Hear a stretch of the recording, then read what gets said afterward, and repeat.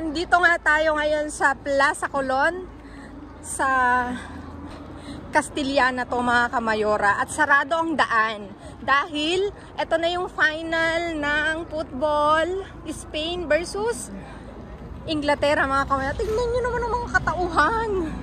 Makikigulo kami mga kamayora kasi na-curious ako. Talaga pinaglalaban nila kung anong meron sa sa football na to. Nanood kami just to see. Oo, hindi kami nakapag-red. Pero okay lang yan kasi puti ata sila eh. Oo. Pero okay lang yan kasi we are here coming, magpapasok na kami mga kamayora at pila mga kamayora. May public viewing sila dito. Ayan. Kamayora pila. Papasok muna kami kasi baka naman ako isitahin at maraming tao.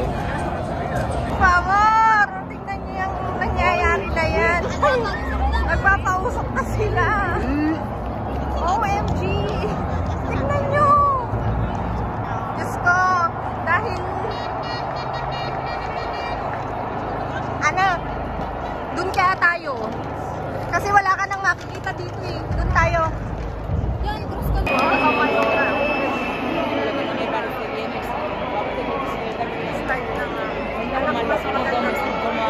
Ya dove besame, que se toma.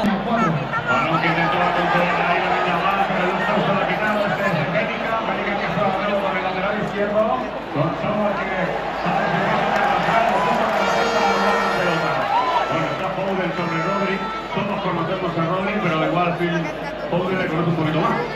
Son compañeros en el City.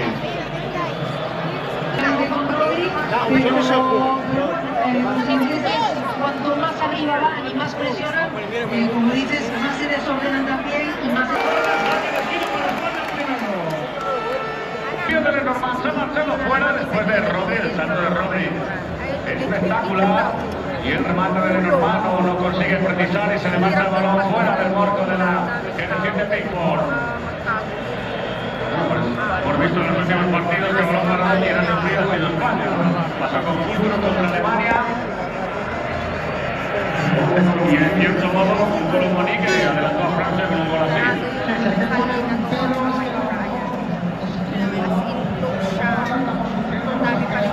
Esa es la zona que más problemas nos ha creado, creo, ¿no? Desde que está tratando España, porque Inglaterra después de eso, el equipo está bastante bien. Inglaterra que es peligroso para la Milton Dani.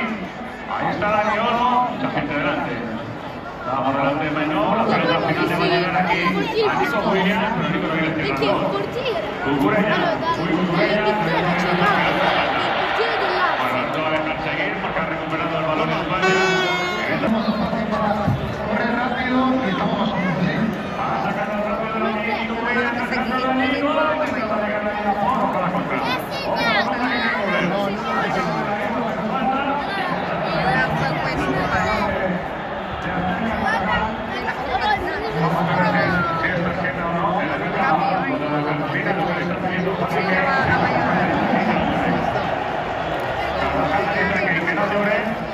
Pero esa acción de Carvajal como parte sobre esa el resumen de tarjeta me llegó a la competición no había sido muy visible.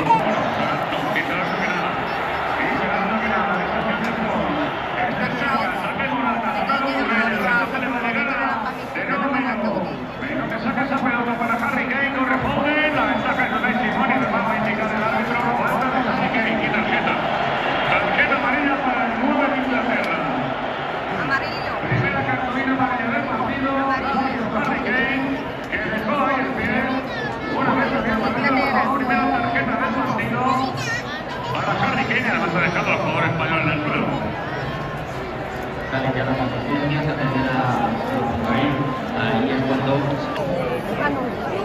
Mga kamayora, uuwi na kami kasi nagtakbuhan sila, natakot kami dun sa ground. Anong meron? Baka feel ko nga dahil sa football eh, baka meron alam mo may bomba. Diyos ko Lord, baka may uwi na kami mga kamayora.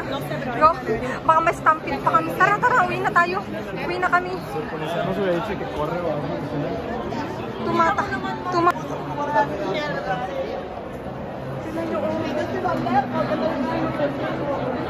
Ay, umiiyak ko.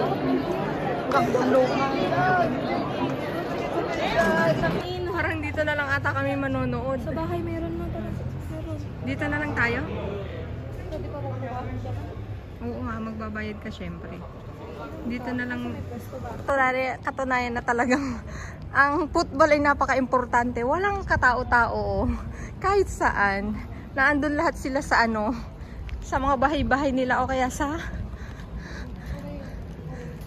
ano, Plaza Castillana. Pero ayoko nang bumalik doon. Dito na lang kami sa bahay, mga kamayora.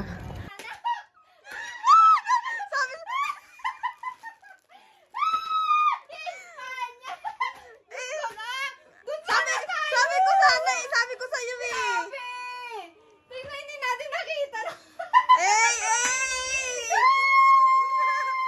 Ang galing niya, tingnan mo. Ang galing niya ang part na yun. As in. Tingnan mo siya oh. Patayin ko yan. El guardameta inglés, esto es una serie de la selección española. Listo perfectamente el jugador catalán, tocando para Martín Zubimendi. Zubimendi con la pelota, aguanta el jugador de la Real Sociedad, Zubimendi. Ahí está tocando con Robin Lenormand, apertura la banda derecha. Lamine Yamal, le deja, tocadita para Carvajal. Se va por el flanco derecho del terreno de juego. Ahí está Carvajal, arrancando Carvajal. Se la pide también el propio Lamine Yamal. Hacia la misma. Nininervyos ako. Nagsasalita ang busy. Nininervyos ako. I-shoot nyo na please. Shoot nyo na.